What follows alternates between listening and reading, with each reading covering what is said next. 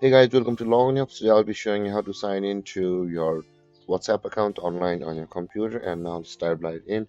Now to log into your WhatsApp account on your computer, first open up your preferred browser as I've already opened the Google Chrome, and on the search bar click over there and type in the address web.whatsapp.com like this and hit on enter, and you'll be directed to the web homepage of the WhatsApp.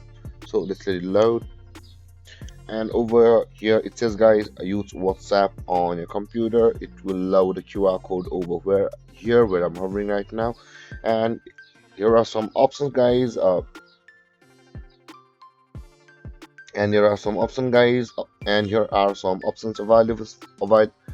And here are some options available for us, guys. Regarding the QR code, you'll be required to do this or proceed with these steps on your phone in order to log into your WhatsApp account on your computer. You can see it says over here, tap menu or settings and select link device, or and after that tap on a link device and point your phone to the screen to capture the QR code. And after following these steps, or after uh, you can also see a tutorial video on how to scan the QR code from over here if you need it.